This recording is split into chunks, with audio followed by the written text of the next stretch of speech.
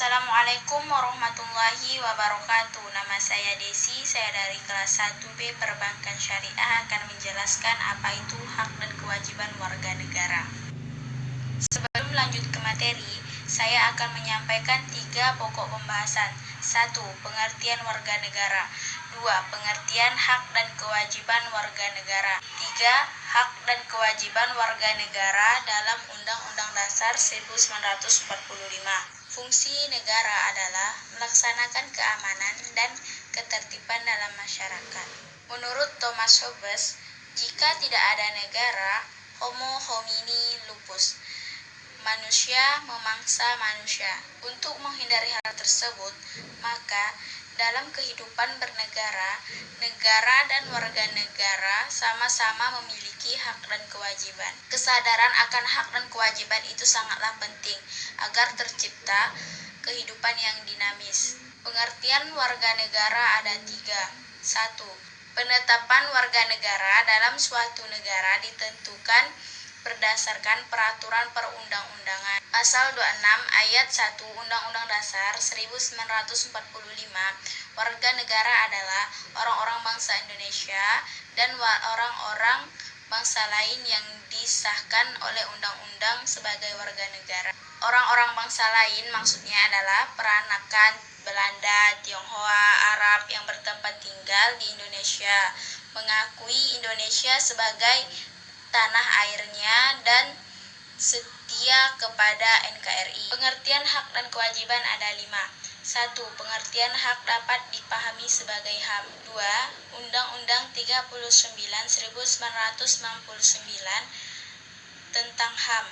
HAM adalah seperangkat hak yang melekat pada hakikat dan keberadaan manusia sebagai makhluk Tuhan yang Maha Esa dan merupakan anugerahnya yang wajib dihormati, dijunjung tinggi dan dilindungi oleh negara, hukum dan pemerintahan dan dilindungi oleh setiap orang demi kehormatan serta perlindungan harkat dan martabat manusia. 3. Kewajiban asasi adalah kewajiban yang harus dijalankan oleh seseorang dalam kaitan dengan kepentingan dirinya sendiri, alam semesta, masyarakat, bangsa, negara maupun kedudukan sebagai makhluk Tuhan. 4. Di Indonesia, antara hak dan kewajiban harus dipenuhi warga negara secara seimbang. Hak diri seringkali dileburkan dalam hak kolektif atau sosial. 5. Di samping hak pribadi seseorang, terdapat hak-hak orang lain, sehingga masing-masing individu harus menghargai hak-hak individu yang lain, yang kemudian melahirkan kewajiban-kewajiban warga negara. Perkembangan HAM di Indonesia ada 6. 1945 sampai 1959, HAM sudah mendapatkan legitimasi yuridis dalam Undang-Undang Dasar 1945 meskipun belum optimal seperti keleluasaan pendiri partai-partai politik. 2. 1959 sampai 1966 terjadi pemasukan hak asasi sivil dan politik seperti hak untuk berserikat, berkumpul, dan mengemukakan pendapat dalam tulisan. 1966 sampai 1970 muncul gagasan perlunya pembentukan pengadilan HAM. 4.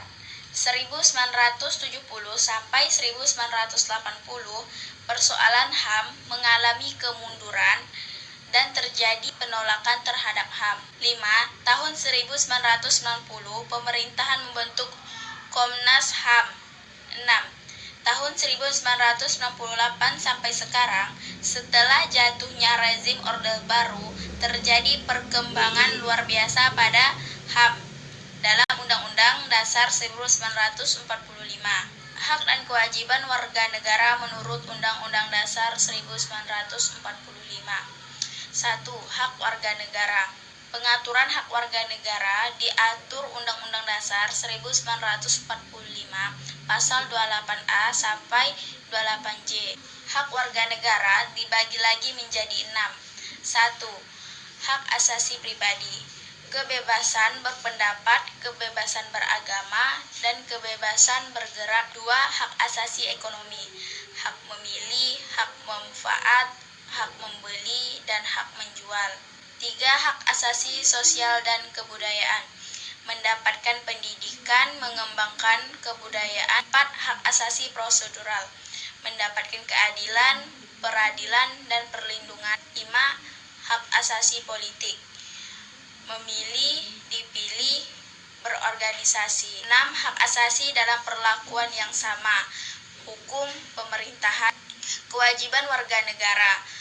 Pengaturan kewajiban warga negara diatur dalam Undang-Undang Dasar 1945 pasal 27, 28, 30, dan 31, yaitu membayar pajak, menjunjung hukum dan pemerintahan, menghormati HAM orang lain, tunduk kepada ketetapan undang-undang, ikut serta dalam usaha pertahanan dan keamanan negara, melaksanakan sistem pertahanan dan keamanan rakyat semesta, mengikuti pendidikan dasar, dan taat kepada negara. Pembicaraan mengenai hubungan negara dan warga negara, apakah negara yang wajib melayani warga negara atau sebaliknya, dapat merujuk pada pandangan para pemikir kaum pluralis. Menurut Hobbes dan Johann Lux, masyarakat yang mendahului dan menciptakan negara, sehingga negara harus tunduk kepada masyarakat. Kaum Marxis menurut Antonio Gramsci, dominasi kekuasaan ada pada negara.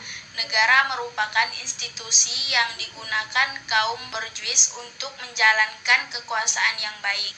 Kaum sintesis menurut Anthony Giddens menyatukan dua pandangan di atas, kata kunci struktur atau negara untuk teori Marxis dan agensi warga negara untuk teori pluralis. Negara dan warga negara saling mempengaruhi.